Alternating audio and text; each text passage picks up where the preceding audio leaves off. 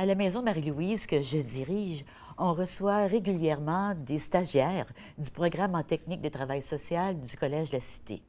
C'est toujours un grand plaisir pour moi d'accompagner ces jeunes, et ces moins jeunes parfois, dans leurs premières expériences de travail dans leur domaine d'expertise. Certains se manifestent plus que d'autres et certains m'impressionnent encore plus. Et j'ai avec moi aujourd'hui un des jeunes qui m'a beaucoup impressionné lors de son passage comme stagiaire et ensuite comme employé pendant l'été, au cours de l'été dernier, Herbie Nordoff de Roncel. Herbie, ça va être un grand plaisir de m'entretenir avec toi dans quelques instants.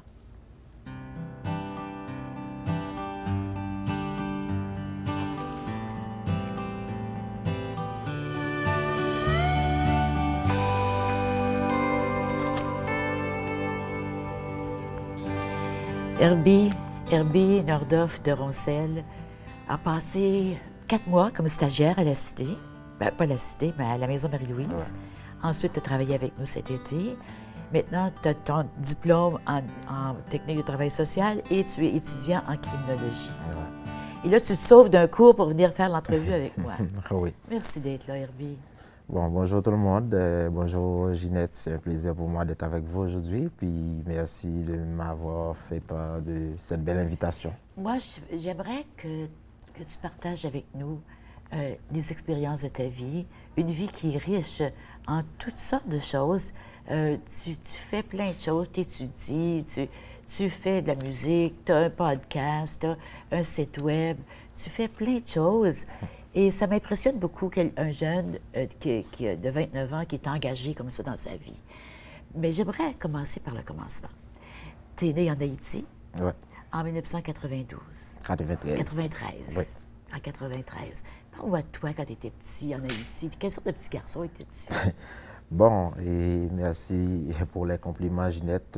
Donc, je suis né en Haïti en 1993. Donc, on est d'une famille de 6 personnes, bien sûr, dont je suis l'aîné. J'ai 2 petits frères qui vivent au Canada avec moi, puis j'ai une petite soeur qui est présentement en Haïti. Donc, à très jeune âge, honnêtement, j'étais un peu très têtu dans ma famille. Et aussi, têtu? Ouais. T'étais têtu? Oui, Ah, oui. Beaucoup. C'est ce qu'on disait. On disait que tu étais têtu. Est-ce que toi, tu te considérais têtu? Oui, je suis conscient. J'étais vraiment têtu et aussi bavard à l'école. Très bavard, mais sinon, j'étais toujours gentil, respectueux. Donc, un peu de ça. Tu dis que tu étais têtu. Ça veut dire quoi, tu étais têtu? Bon, c'est comme dit, j'étais un petit peu rebelle. Donc, par exemple, on te dit de faire des choses ou de ne pas y aller quelque part. Puis toi, tu n'écoutes pas, tu vas quelque part. Surtout dans ma famille. Parfois, on me donnait des interdictions d'y aller quelque part, mais non. Toi, tu allais quand même? Oui, j'allais quand même, malgré je savais qu'on allait me fouetter. Mais... Te fouetter? Oui, on allait me fouetter. Mais... Tu le faisais quand même? Oui, je le faisais quand même. C'est drôle parce que tu me disais récemment, il y avait une famille qui était à la Maison Marie-Louise et tu me disais, même si les parents interdisent de faire quelque chose, si le jeune veut le faire, il va le faire quand même. Tout à fait. Est-ce que le fait que tu aies grandi comme ça, entêté, têtu, est-ce que ça te permet de mieux comprendre les jeunes aujourd'hui? Bon, en fait, oui, ça me permet de mieux comprendre les jeunes, mais une chose aussi que j'ai appris, c'est que malgré qu'on te donnait des interdictions de la famille, mais tu as essayé puis tu l'as fait. C'est juste pour dire que même si on te donne plein d'interdictions, tu peux faire quelque chose de ta propre volonté. Mais la meilleure des choses, c'est la communication. Oui, on me communiquait quand même, mais quand même, c'était l'âge d'adolescent. Puis je faisais quelque chose. Donc, c'est juste pour dire, moi, je vais être plus un communicateur au lieu d'être un peu trop strict avec soit un enfant ou avec quelqu'un où j'essaie d'élever dans ma famille ou n'importe qui, je voulais dire. Mais l'affaire, c'est que peu importe le plus strict que tu peux être, mais si la personne veut faire quelque chose, elle va le faire. Oui. Donc, c'est mieux d'apprendre à communiquer avec les enfants ou avec les autres. Beaucoup de communication et communiquer réellement, dire vraiment ce qu'on pense. Ouais. Et aussi avoir une certaine flexibilité. Tout à fait. l'obéissance, c'est beau, là, mais l'obéissance aveugle, ça peut tuer l'âme en quelque Ouais, part. tout à fait. Oui, il y avait beaucoup de communication avec moi. Mes parents me parlaient toujours, mais j'allais quand même. En salle de classe, j'étais toujours très bavard. Puis tu étais bavard, ça veut Oui, dire que tu parlais quand c'était pas le temps. ouais, tout à fait. Mais est-ce que Je c'est un parle. défaut, ça? Ben, bon, c'était l'adolescence quand même, mais c'était quand même Oui, un oui, défaut parce que parler beaucoup dans la salle de classe, parfois, le professeur peut te mettre à l'extérieur de ne pas suivre le cours pendant un oui, certain nombre de temps. oui. Vous comprenez? Donc, tu as grandi en Haïti, l'aîné d'une famille de 4 enfants. Ouais. Et tu as vécu, entre autres, le tremblement de terre de 2010. Ouais. Tu t'en souviens? Ouais, c'est le plus gros choc que j'ai eu de toute ma vie en Haïti. Parle-moi de cette journée-là. C'est en janvier 2010. Ouais, janvier 2010, moi j'étais en dernière année du secondaire, donc ici c'est 13e, 12e, Ici, c'est 12e, 12e. oui. Donc j'étais en 12e en Haïti, puis je rentrais chez moi. Puis je rentrais chez moi, j'étais dans le bus, mais honnêtement, j'ai pas vraiment eu la chance de... Pas la chance, j'ai pas ressenti vraiment le séisme au grand complet, parce que je ne sais pas si vous avez l'habitude d'y aller en Haïti, il y a des autobus qui ont de la musique, donc ça joue de la musique, mais j'étais à l'intérieur de l'autobus, sortais de l'école. Mais la musique, il y a le speaker, l'haut-parleur qui donne vraiment Oui, oui. beaucoup de La son, vibration. ouais, la vibration. Puis à ce moment, je ne savais pas ce qui se passait, mais j'étais dans le bus. Mais l'autobus se Secouait. secouait un peu, puis beaucoup de gens couraient à l'extérieur. Puis c'est à ce moment, quand ça a décidé d'arrêter, puis moi j'ai descendu le bus, puis il y avait une station de gaz, qui, qui s'enflammait. Qui s'enflammait, bien Ouais, sûr. ouais. Puis c'est à ce moment, je me disais, qu'est-ce qui s'est passé? Puis on Parce disait qu'on ça. parle de, ben, on sait, 150 000 morts, mais le pays dit qu'il y a plus de 300 000. Ouais. Des édifices de palais présidentiels, Ouais. plein d'édifices détruits. Ouais. Toi, tu as vécu comment les jours après le séisme? Bon, les jours après, c'était les plus durs. C'était les plus durs parce que, bon, sortant de l'autobus maintenant pour aller chez moi, parce que c'était une très belle distance, comme à peu près 10-12 kilomètres. Mais maintenant, déjà, il y a des dégâts partout. Des maisons qui se sont effondrées, des autos qui se sont brûlées, tout et tout. Mais maintenant, me rendre chez moi pour savoir est-ce que mes parents ou tous les membres de ma famille sont en vie, là, c'est encore une nouvelle chose. Maintenant, quand tu arrives, déjà encore un contentement. Mais après, j'ai passé à peu près 10 jours à l'extérieur parce que tu ne pouvais pas entrer dans les maisons, même si les maisons se sont restées, ne se sont pas effondrées. Mais entrer dans les maisons, c'était difficile. C'était dangereux aussi. Oui, très dangereux. Parce qu'il y a Mais eu plein de secousses par après, plein de là, pendant secousses. 10 jours de Ouais. temps. Comme dans la soirée même, là, la terre vibrait, puis on était sur le sol. Qu'est-ce Donc, qui, qu'est-ce qui passe qu'est-ce qui te passe par la tête dans ce temps-là? bon, par la tête, moi, je suis croyant religieux, je peux dire. Mais à ce moment, on criait, Seigneur, Seigneur, est-ce que tu peux nous sauver? Sauve-nous, sauve-nous. Oui. C'était ça. Puis il y a des gens qui priaient aussi. Mais à un certain moment, il faisait froid. Ben, pas froid comme le Non. Canada, mais Non. c'était humide, puis tu étais sur le sol. C'est juste, tu voyais le ciel. Rien d'autre. Tu voyais le ciel, puis entre la mort et la vie. Donc, à un certain moment, la terre secouait beaucoup, puis on criait, Seigneur, Seigneur, sauve-nous. Mais chanceux que nous étions, donc c'est que nous, dans la famille, nous avons décidé de laisser Port-au-Prince pour aller dans le sud. Le sud, c'est à la ville d'Écailles, où ma mère est née. Mais à ce moment, c'était vraiment plus calme. Parce Donc, que, vous êtes descendu vers le sud. ouais, on a descendu vers le sud. Puis après, c'était un peu plus calme parce que le sud, il n'y avait pas vraiment de dégâts. Donc, le sud, plus précisément, l'Écaille, Jérémie, donc Oui. c'était quoi? Mais il y a eu un autre tremblement de terre il y a à peine un an, de la même intensité, Ouais. mais qui a fait moins de dégâts. Mais Haïti, présentement, c'est difficile vivre en Haïti présentement. C'est pour ça que tu as quitté. En fait, quitter Haïti, après mes études, j'allais à l'université pour étudier les relations publiques parce que j'ai étudié les relations publiques et le marketing. Puis je travaillais normalement, puis j'organisais des événements aussi, des événements culturels, plus précisément acoustiques. Puis à ce moment, j'allais trouver une opportunité de la part d'un ami. Ben, lui, il avait l'opportunité, c'était de venir participer au Forum des jeunes ambassadeurs de la francophonie d'Amérique. Oui. Donc, ça se faisait à Montréal. Puis, en arrivant ici, donc, je suis arrivé ici, j'ai participé au Forum.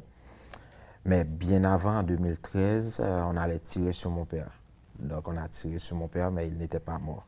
On a tiré sur ton Ouais, père. on a tiré sur mon père. Qui a tiré sur ton père? Est-ce que vous savez? Ben, l'histoire, c'était quelqu'un qui devrait rembourser un montant. Ben, c'est après, on va le savoir comment ça s'est passé.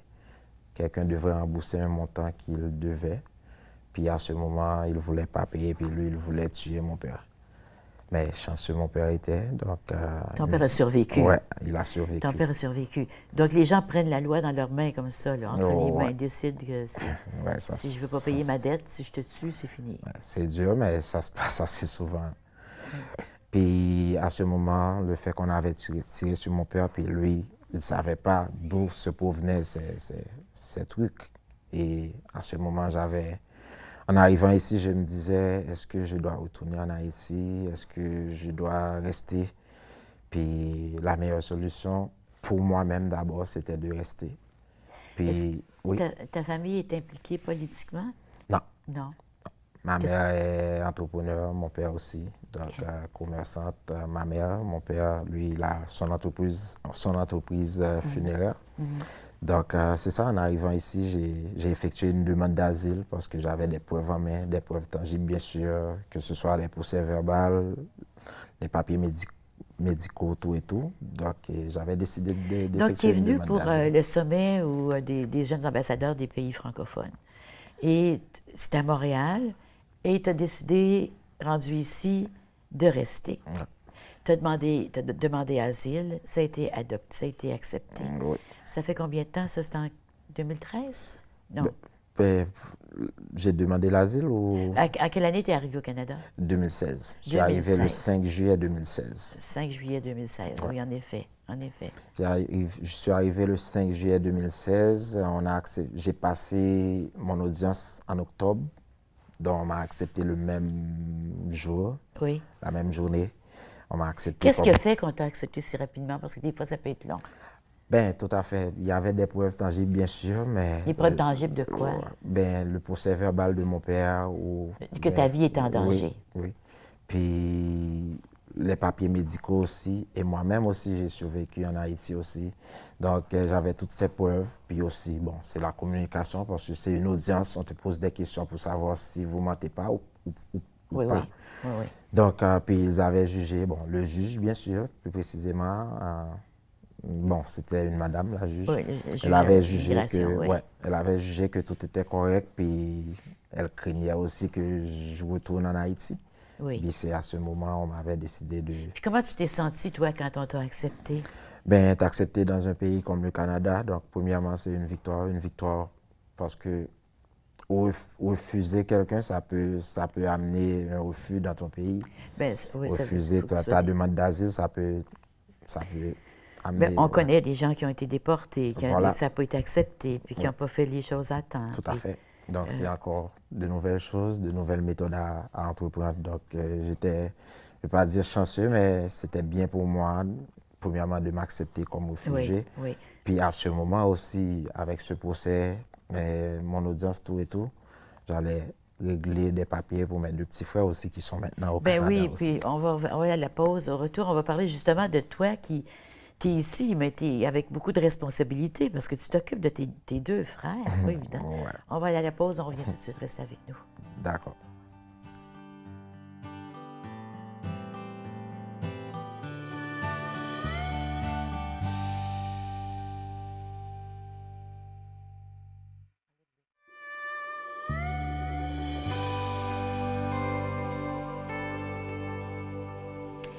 Je suis en compagnie de Herbie Nordhoff de Roncel. Herbie est étudiant en criminologie à l'Université d'Ottawa. Il a été stagiaire à la Maison Marie-Louise que je dirige de janvier à avril. Est-ce que c'était de janvier à avril 2022? Oui, et est-ce que c'était de janvier à avril, de septembre à décembre? Janvier à avril 2021. 2021. Ouais. Oh, ça fait si longtemps que ça, Ouais. Herbie. On était en pleine pandémie. Pandémie, oui, ça. On allait, on revenait, on faisait des choses en ligne. Ouais. Mais là, toi, tu es venu d'Haïti, tu es venu ici pour une conférence des jeunes ambassadeurs des pays francophones ou des jeunes ambassadeurs de la francophonie mondiale, ou je ne sais pas comment ça s'appelle. D'Amérique, oui. Peu importe. Tu es venu à Montréal en 2013. 2016. En 2016. Oui. Pourquoi je dis toujours 2013? 2016. Et tu as aimé ça ici, et puis tu as été accepté. On t'a accepté Comme réfugié. comme réfugié à cause des expériences que ta famille avait vécues. Ouais.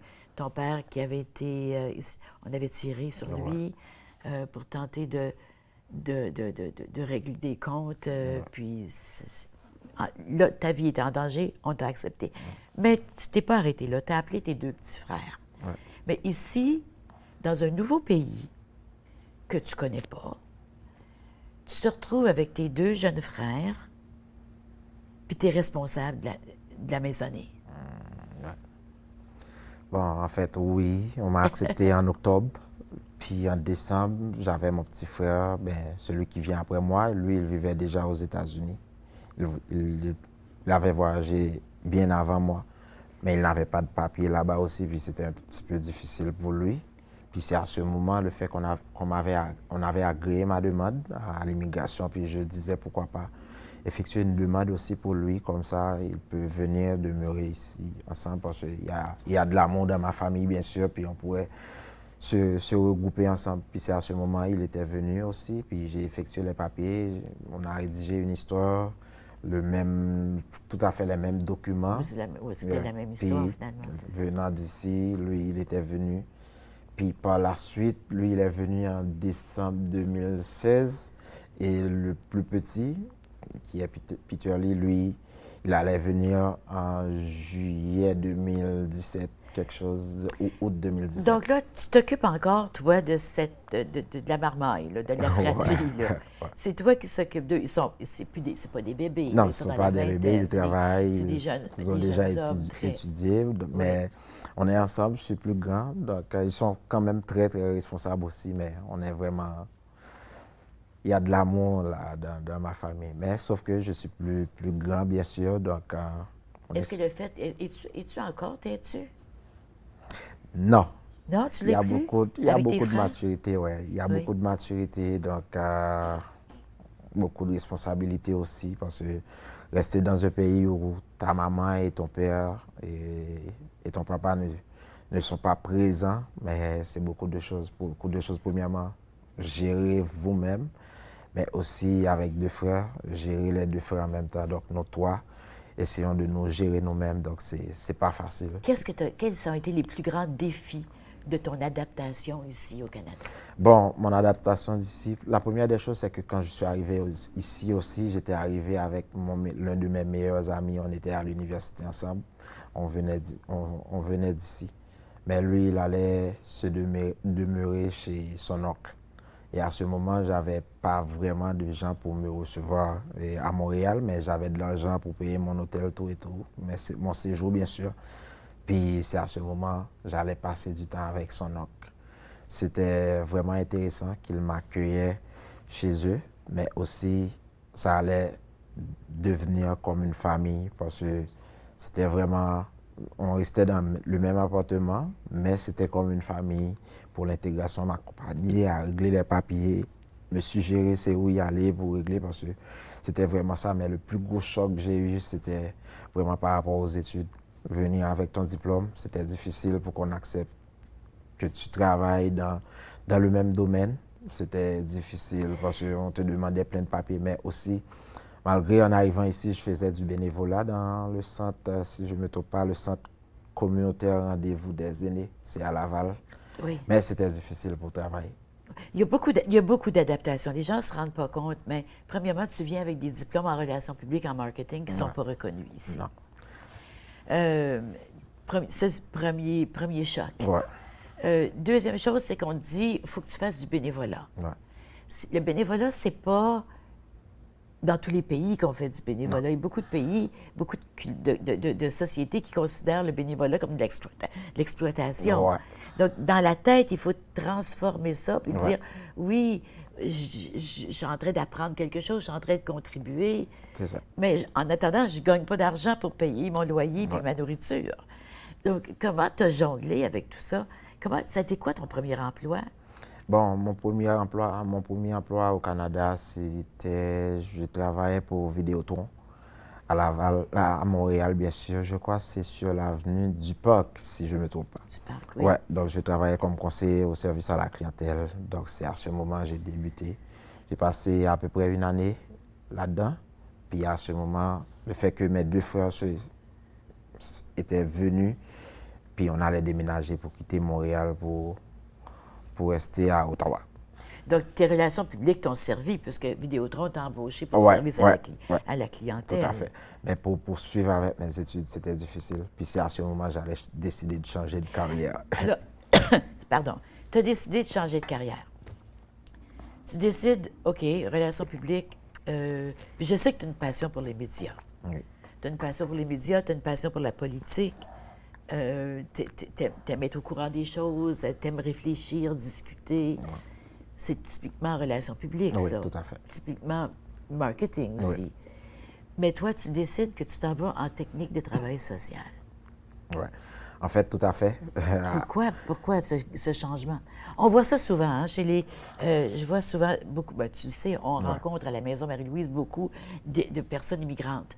Et puis, ils arrivent ici et ils décident de changer complètement de domaine. Oui, tout à fait. En fait, j'ai tout à fait une passion pour les médias. Donc, c'est vu avec mes études antérieures en relations publiques et marketing, bien sûr. Mais j'allais décider de changer de carrière. Premièrement, je trouvais, venant d'ici, au Canada, j'ai eu vraiment beaucoup d'accompagnement. Donc, oui, les ressources sont là, mais il faut savoir comment aller les chercher.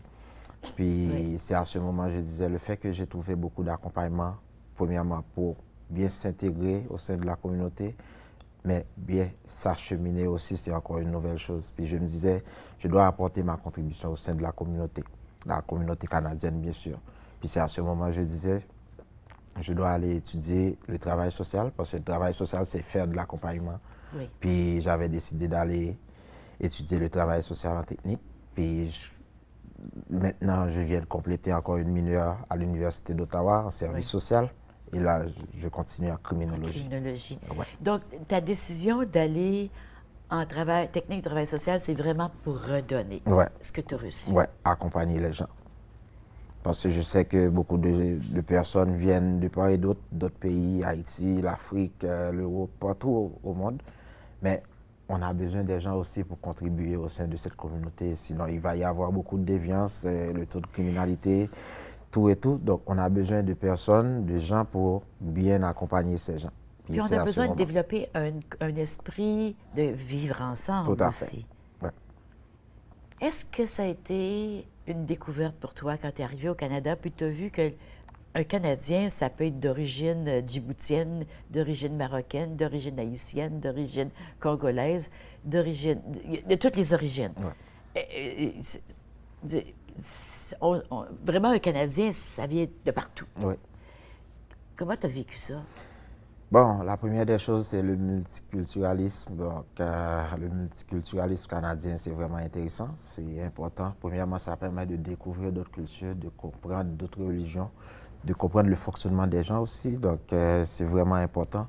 Mais aussi, ça vous permet de bien s'intégrer. S'intégrer pas seulement comme le fait que je suis d'origine haïtienne, mais bien s'intégrer avec les Africains, bien s'intégrer avec les Marocains, avec les Canadiens, avec les Québécois. On est tous Canadiens, tu sais, tu connais ouais, Marocain, on est tous des Canadiens. Ouais. Avec les personnes autochtones ou les personnes de minorités visibles. Mais ça m'a aidé. Ça m'a aidé, premièrement, quand vous allez dans un bureau, il y a vraiment une pluralité de gens, donc il y a toutes sortes de personnes, peu importe la couleur de peau, mais tout le monde suit un chemin, tout le monde suit un parcours. Et ça, c'était intéressant pour moi de bien comprendre aussi, puis de voir comment je peux contribuer à cette communauté. Oui, oui, oui. Parce que tu veux contribuer à la communauté, c'est sûr. Euh, tu as fait technique de travail social, là, tu fais criminologie, mais ta passion, ben ta passion, il y a beaucoup de passion chez Herbie. Ouais. Il y a les médias, il y a la politique, mais tu aimerais être membre de la GRC, tu aimerais faire partie de la GRC Ouais, ou de la police d'Ottawa. ouais, tout à fait. Parce que c'est l'une des raisons aussi, oui, travailler comme travailleur social, mais il y a plus précisément un objectif. L'objectif, c'est de travailler au sein de la police d'Ottawa ou la GRC, pourquoi pas le service de police de l'Ontario aussi, donc qui est la police provinciale. Pourquoi la police? En fait, la police, c'est vraiment contribuer au sein de la communauté. Quand j'étais jeune, j'avais pas ça en tête, donc de devenir policier, mais ça vient naturellement. Et selon moi, les choses qui viennent naturellement, ce sont les choses qui se rapportent beaucoup plus. Mais bien entendu, j'ai eu quand même de bonnes expériences qui m'ont permis de me dire, oui, je dois contribuer au sein de cette communauté. Premièrement, comment, plus précisément à Ottawa, parce que c'est là que j'ai vécu le plus, comment les policiers accompagnent les gens, contrairement à ce qu'on pourrait penser des policiers. Mais aussi comment les policiers sont prêts à tout pour sauver les vies. Donc, premièrement, comment intervenir le plus vite que possible, parce que je me souviens que j'étais sur l'autoroute, puis il y avait un accident, c'était pas moi, mais j'ai appelé la police, il n'y avait même pas 5 minutes, c'était déjà, les policiers étaient déjà là, accompagnés des ambulances pour apporter leur soutien.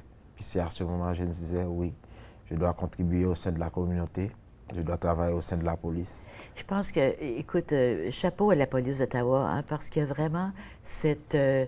c'est sûr qu'il y a des gens qui vont dire qu'il y a il y a des problèmes partout, mais on a vraiment cette attitude de vouloir aider. Ouais. Et puis d'avoir aussi du support d'autres disciplines, travailleurs sociaux, des psychiatres, Tout à fait. des psychologues.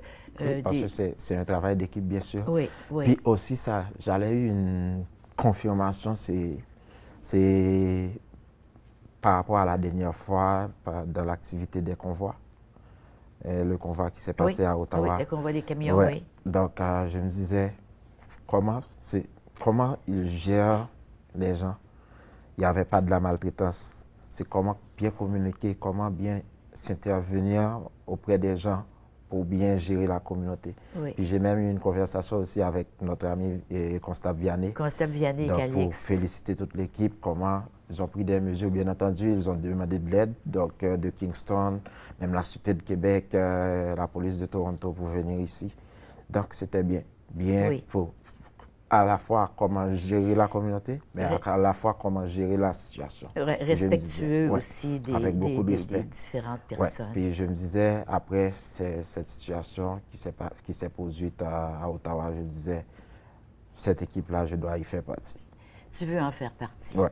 Et criminologie, bien sûr, va t'amener directement, va te donner des atouts importants pour faire partie de la police. Ça te donne une profondeur. Oui, tout à fait. C'est quand même un atout parce que Oui. à la base, vous avez déjà de l'expérience, même si ce n'est pas de l'expérience concrète, mais même si c'est dans l'abstraction aussi, vous avez déjà une idée de comment les gens fonctionnent. C'est quoi qui se passe au sein de la communauté. C'est comment, qu'est-ce qui se produit au sein de la communauté. Oui. C'est quoi les crimes? Vous avez déjà C'est une quoi? idée Oui. du Oui, puis comportement des gens dans une communauté, oui. Oui, oui, je sais, moi, à Vanier, on voit régulièrement les constables se promener dans les rues, jaser avec les gens. Ouais. Donc, quand il arrive quelque chose, ils nous connaissent. Ouais, tout à fait. Ils nous connaissent. On n'est pas des étrangers, puis c'est pas la police avec ses gros sabots qui arrivent d'un coup pour nous faire la loi, là. Ouais. Donc, ils sont là pour aider. Oui, tout à fait. Puis je me disais, oui, j'ai déjà une idée de comment la police fonctionne, c'est quoi les défis, c'est comment bien s'intervenir, Oui. c'est qu'est-ce qui peut causer le taux de criminalité, avoir une bonne idée, puis ça élargit l'esprit, bien On sûr. va aller à la pause. Au retour, on va continuer là-dessus. Restez avec nous.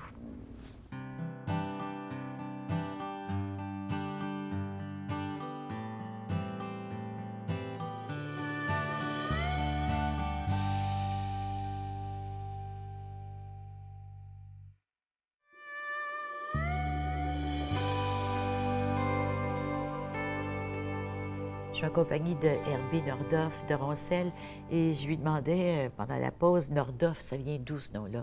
Et puis tu m'as dit que c'est le nom d'un journaliste que ta mère, anglais, que ta mère suivait beaucoup. Ouais. Ainsi que ma marraine. Ta marraine. Ouais. Donc, les médias sont venus même dans ton nom.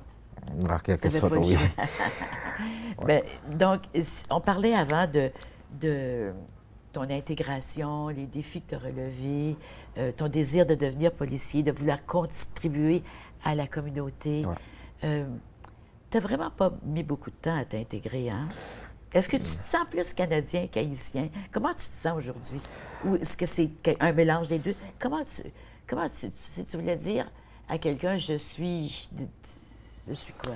Ben, normalement, bon, la première des choses, j'ai pas pris beaucoup de temps pour bien s'intégrer, mais je pourrais dire que ça a été un travail d'équipe parce que j'ai eu toutes sortes de monde qui m'ont entouré, toutes sortes de gens qui m'ont entouré pour bien Comme qui, s'intégrer. par exemple? Dis-moi comme qui? Mais par exemple, vous-même, Ginette, vous Ouais. m'avez donné plein de conseils, vous m'avez donné plein d'idées pour bien s'intégrer jusqu'à date. Et aussi la famille où je suis descendu à Montréal. Oui. Ce sont des gens qui m'ont aidé à bien s'intégrer, à m'acheminer, que ce soit sur le plan social, que ce soit sur le plan culturel, et aussi des travailleurs sociaux. Oui. Et Tes professeurs à les la professeurs. cité, toutes les rencontres que tu fais, mais ça demande de la part de la personne. Tout à fait. Toi, Ça une demande certaine beaucoup. ouverture. Ouais, une certaine ouverture. Un désir de vouloir. Un désir de voir. Un désir de changer aussi, parce que veut pas, on ne peut pas rester pareil dans la vie. Jamais. Comme je dis toujours, moi je suis née à Vanier, sur la rue Deschamps, Ouais. dans une époque où tout le monde était blanc, tout le monde était catholique, tout le monde parlait français. Ouais. Bien, aujourd'hui, c'est le coin de la maison Marie-Louise, là. Aujourd'hui, ben, on sait que c'est plus comme ça. Ouais, tout à fait. La vie a changé, mais c'est beau, la vie qui change. On ne peut pas rester stagnant dans le passé. Oui, tout à fait. Et aussi, ça demande beaucoup de dévouement avec des objectifs, bien sûr. Donc, de savoir qu'est-ce que vous voulez faire. C'est quoi vos objectifs? C'est où vous voulez y aller? Ça marche avec ça, mais si vous voulez comme bien s'intégrer, la première des choses, c'est d'avoir des objectifs. C'est où je vais, c'est quoi mes rêves. Puis après, vous battez pour. Mais ça marche avec des objectifs, bien sûr. Ça marche avec les objectifs, mais ça marche aussi avec des occasions que la vie nous Des présente. occasions, oui. Parce que tu disais tantôt, quand ça vient facilement, c'est parce que c'est ça qu'il faut faire. Tout à fait. Oui, tout à fait. Je suis tout à fait d'accord. La vie, parfois, ça amène des occasions, mais la meilleure des choses, il faut en profiter. Oui. Parce que Faut pas avoir les peur. occasions ne vont pas être toujours là. Puis parfois, quand ça passe, c'est fini. Ça passe, puis ça ne va jamais se retourner. Donc, il Puis, faut prendre des décisions, faut des prendre fois des sur le décisions champ. le plus vite que possible. Puis aussi, pour la Oui. question, comment je me trouve, est-ce que je suis plus canadien ou je suis plus haïtien? Moi, je pourrais dire que je suis plus humain. Oui, je suis contente que tu dises ça. Ouais. Oui. Parce que quand vous êtes humain, vous avez des attitudes et des habitudes de comprendre les gens, de vous mettre dans la peau des gens et savoir comment bien réagir. Donc, je pourrais dire que je suis plus humain. Certainement, je suis dans la communauté canadienne. Je bats pour la communauté canadienne, à savoir comment bien s'intégrer, comment bien communiquer, comment bien s'améliorer. Mais moi, je disais, je suis plus humain. Absolument. C'est tellement vrai ce que tu dis, hein? Parce que quand on se sent un humain, peu importe où je suis sur la Tout à fait. Terre, il Ouais. n'y a pas cette mentalité de tribal, que tu fais partie de mon groupe, puis là, tout à coup, on ne faut rien que faire partie de notre groupe. Évidemment. Donc, tu sais, on est ouvert vers l'autre.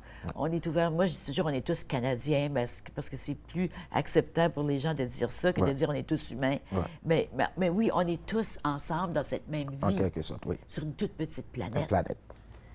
Puis il faut s'entraider. Ouais, il il faut faut vivre s'entraider. ensemble. Une de tes découvertes dans ton cours de criminologie, une découverte que tu as faite, c'est tout ce qui entoure les Autochtones, Ouais. leur situation actuelle, leur histoire, leur spiritualité. Peux-tu m'en parler? Qu'est-ce que tu as découvert? Qu'est-ce que tu apprécies? Bon, en travailleur social, quand j'étudiais les travailleurs sociaux, j'avais un cours sur le multiculturalisme canadien. Ça m'a permis d'avoir une idée sur les autochtones, les pensionnats, tout et tout. Mais après, en criminologie, je vais comprendre beaucoup plus parce que j'allais avoir des cours, j'allais choisir, bien entendu, et j'allais choisir des cours en milieu autochtone pour, premièrement, comprendre la vie des autochtones, comprendre leur histoire, mais comprendre aussi les différentes formes de violence qu'ils ont vécues. Oui, Oui, oui, puis oui. c'est à ce moment j'allais comprendre leurs histoires et aussi les différentes formes de violence, que ce soit violence physique, violence sexuelle, violence psychologique, violence verbale. En quelque part, on peut dire que c'est un génocide culturel qu'on a Ouais, fait sur les tout à Autochtones. fait. Parce qu'on les a enlevés on a enlevé les enfants, on leur a enlevé leur nom, enlevé leur langue, enlevé leur tradition. Ouais. Toute cet amour de la nature, cette vie avec la Ouais, tout à nature. fait. C'est très difficile, C'est à la difficile. vivre en ville. On peut essayer de vivre une vie avec la nature, mais il faut de temps en temps se reconnecter. Donc, tu as découvert les Autochtones. Si tu avais à décrire la situation actuelle, ce serait quoi? Bon, tout le monde, peut-être ceux qui ne sont pas conscients, mais cette communauté a vécu pas mal de violence et continue encore. Mais de nos jours, par rapport à mes lectures, par rapport à ma compréhension aussi, surtout en criminologie, je commence à comprendre que les gens se sont devenus plus conscients envers cette communauté, qu'on Oui. considère comme une communauté minoritaire, bien sûr. Et il y a des campagnes qui se font pour cette communauté. Premièrement, des campagnes pour essayer de les ramener à travers leur culture, leur religion, qu'ils ont perdu, bien sûr, la majorité d'entre eux, mais aussi de les ramener à bien s'intégrer au sein de la communauté, à éviter de la négligence envers cette communauté. Puis c'est par rapport à cela, je comprends, même dans les milieux scolaires ou dans les centres communautaires, il y a beaucoup de campagnes de sensibilisation qui se font pour cette communauté. Oui, il faut que les Blancs soient les Blancs et les Noirs, ou ceux Tout qui ne à sont fait. pas autochtones, Ouais. les non-autochtones soient conscients, Conscient? conscients qu'il y a des séquelles Beaucoup. très sérieuses à ce qui a été perpétré à cette communauté. Ouais. Et ça reste dans les gènes et ça vit dans notre aura, là, quand on a été, quand nos parents, puis c'est pas loin les écoles résidentielles, du tout ça fait pas longtemps qu'on les a abolis. Donc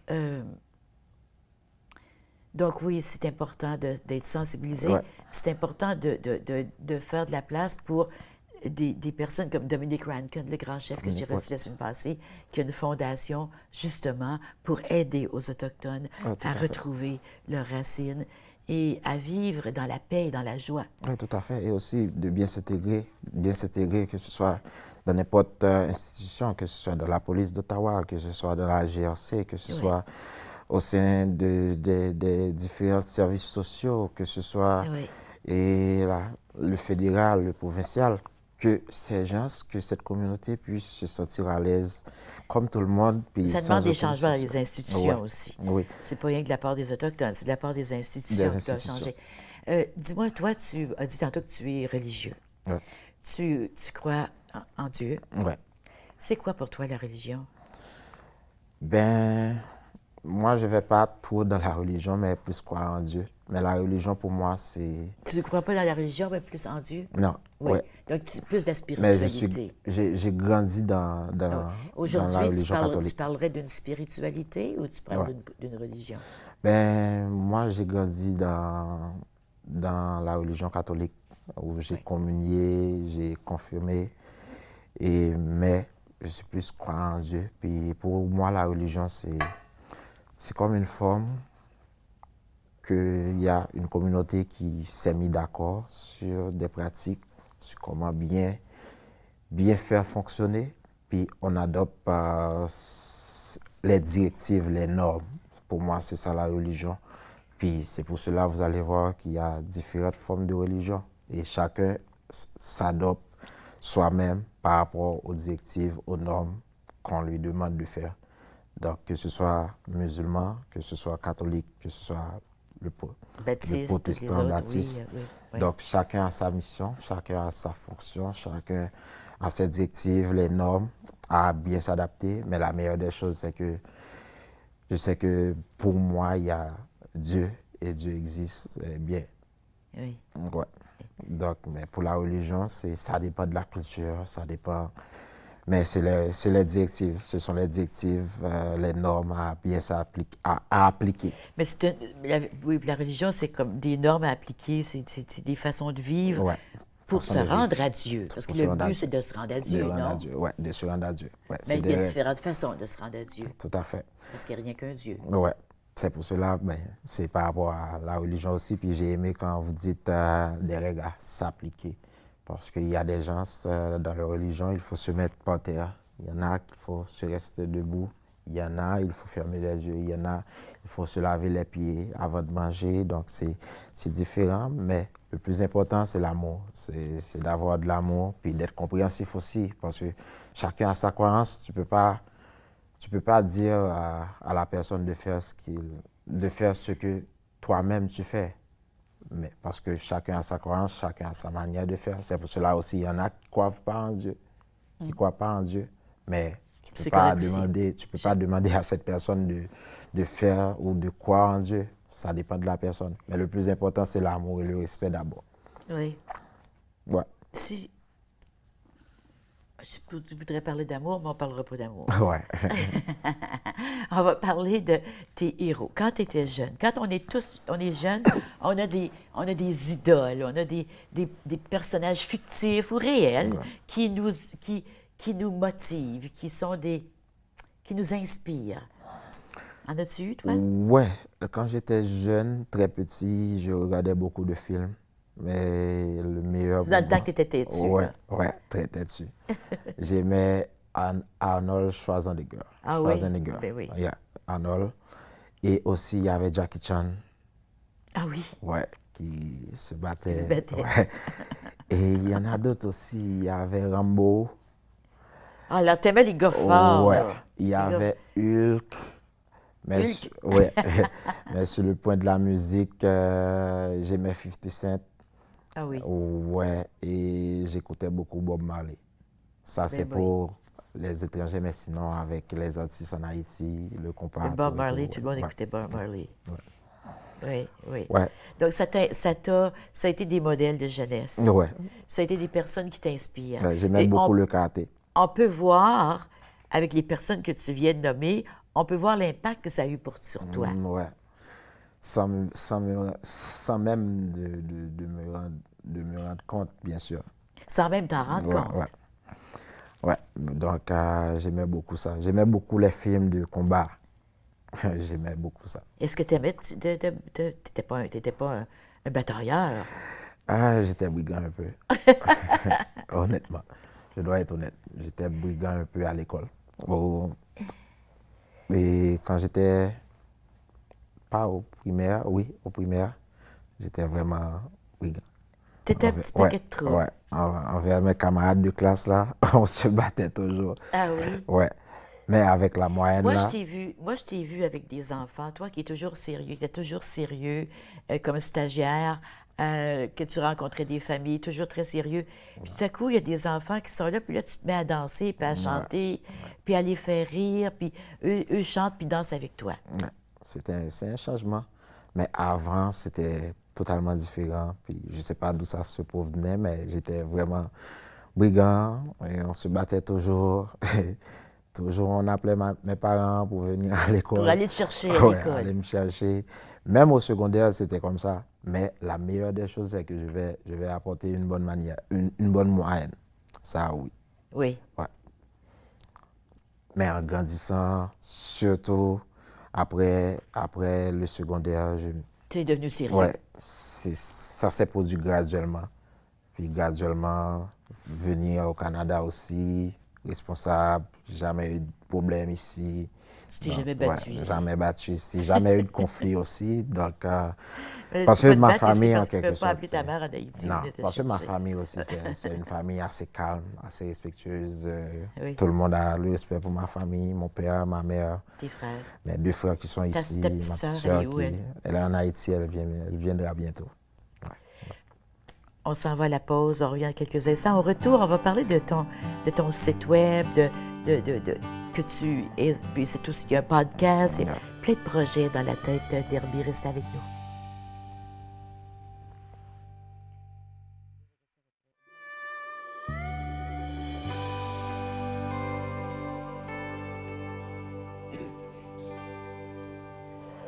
Discrétion Show, c'est le nom de, c'est le site web. C'est aussi le nom de ton projet. Un projet très ambitieux, un projet qui va faire plein de choses finalement. Mais ça s'adresse à qui, le site web Discrétion Show? Oui, en fait, Discrétion Show, la première des choses, c'est que ça a commencé comme un podcast, comme une émission. C'était une émission à caractère romantique, social et culturel, bien sûr. Donc, on jouait de la musique. Ben, ça continue encore parce que je continue à faire l'émission. Donc, ça parlait un peu du roman, de l'amour, de la musique et aussi, on faisait des dédicaces à travers ce show, d'où les gens pourraient envoyer des petits messages pour leur conjoint, conjointe, ou je sais pas, le petit copain, copine. Mais après, quand je me suis entré dans le milieu du travail social et je continue en criminologie, je trouvais que je peux aider la communauté. Pas seulement faire du bénévolat, mais il y a un bagage qui peut être aidant pour les gens qui m'entourent, surtout sur les réseaux sociaux, parce que je suis quand même un petit peu très influent par rapport à cela. Et je disais, je vais créer quelque chose par rapport à Discrétion Show. Ça ne va pas être seulement une émission, mais ça va être une plateforme où je peux contribuer au sein de la communauté, que ce soit la communauté canadienne, haïtienne, Pas partout d'importe, dans mais le monde. communauté des êtres humains. Voilà. Et Parce qu'il y a des thèmes intéressants. Il y a, par exemple, la violence conjugale. Tu touches à ça. tout à fait, Tu touches à la violence à l'égard de la communauté LGBTQ. tout à fait. Tu touches aussi à les jeunes, les défis que les jeunes auxquels ils font face. Comment tu choisis tes thèmes? En fait, oui, il y a plusieurs thèmes, comme par exemple la violence conjugale, la violence de genre, la santé mentale, Santé mentale, tout à oui. fait. Et aussi, il y en a, surtout ça va être sur la religion aussi, la culture, parce que parfois, il faut avoir une bonne idée de ce qui se passe aux alentours. Et c'est à ce moment, j'avais choisi le fait que moi, je suis travailleur social, j'ai quand même un bagage en santé mentale et en criminologie aussi sur la violence conjugale de genre. J'ai quand même de très bonnes idées, de très bons apprentissages. Puis je me disais, je vais apporter quelque chose pour contribuer à la communauté. Mais aussi, j'ai des gens où j'ai déjà choisi qui vont faire du bénévolat, bien sûr, qui ont une belle écriture, qui ont une bonne maîtrise de certains Du sujet, du oui, sujet, oui. Puis qui sont d'accord avec toi. d'accord avec Parce moi. que tu ne veux pas aller mettre quelqu'un qui n'est pas d'accord avec ta façon de voir les Tout choses. à fait. Donc, par exemple, la religion, la culture, c'est pas mon domaine spécifiquement, mais il y en a des gens qui ont quand même de très bonnes idées pour contribuer à travers des articles, à travers des récits. Et les gens peuvent lire une matinée, un après-midi. Ça va être aidant. Donc, c'est par rapport à ça. Puis, j'ai choisi les critères, essayer d'apporter quelque chose de différent. Même si c'est une, deux personnes qui lisent ça, Ben, c'est ça. ça veut dire quelque Oui. chose. Tu choisis la violence parce que tu penses que c'est un gros problème. Un très gros problème. Il y a surtout dans des communautés ou dans des sociétés où la loi n'est pas trop appliquée. Malgré il y a la loi, ça se passe assez souvent, mais il y a des moyens d'intervenir et c'est le plus important. Ouais. La violence, ce n'est pas seulement la violence physique, mais il y a la violence sexuelle, il y a la violence psychologique, la violence verbale, la violence économique qui est le plus dur. Mais il faut savoir comment bien s'intervenir, il faut savoir comment, il faut être conscient de ça aussi. Parce que parfois, vous pouvez être dans une situation de violence, puis vous ne vous rendez même pas compte de ça. Oui. Donc c'est pour cela que je me disais, à travers ma compréhension, ma bonne maîtrise de ces différents sujets, je peux contribuer Oui. à quelque chose, je peux contribuer envers les gens. Quel est le plus grand défi, tu penses, de l'humanité présentement? Le plus grand défi, selon moi, de l'humanité, c'est de s'entendre. On ne veut pas s'entendre. Présentement, là, c'est vraiment sérieux. La Ouais. polarisation qu'on voit de part et d'autre, c'est vraiment inquiétant. On ne peut pas s'entendre. Il y a des communautés qui sont très faibles. Il y en a des communautés aussi qui sont très hautes. Mais on ne peut pas s'entendre. C'est pour cela, moi, mon plus grand problème dans la vie, c'est de voir des gens qui souffrent à cause de la nourriture ou à cause de l'argent. Mais vous voyez, il y en a quelqu'un qui a une fortune, c'est vraiment surpassé. Parfois, ça me questionne, mais c'est, comme disent les gens, c'est la vie. Il faut qu'il y ait des pauvres, il faut qu'il y ait des riches, mais selon moi, ça ne fait pas de bon sens. Puis je ne vais jamais pouvoir accepter ça. C'est pour cela, moi, j'aime quand des gens aident à apporter leur soutien aux gens. Quand ils apportent leur soutien aux gens, ça fait plaisir de voir comment on contribue aux gens. Mais c'est triste de voir ça. Comme il y en a des pays, tous les jours, il y a de l'insécurité. Et il y en a, on pourrait faire quelque chose pour ces communautés.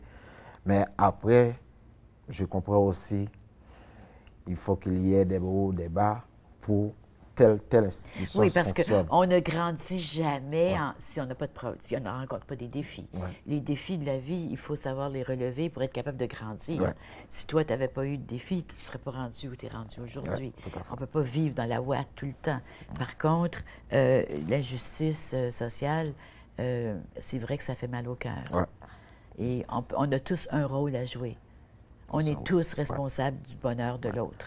Moi, le plus important ou quelque chose je pourrais dire aux gens qui regardent, le plus important, c'est de savoir comment tu contribues à quelqu'un qui t'entoure. Donc, c'est quoi ton soutien?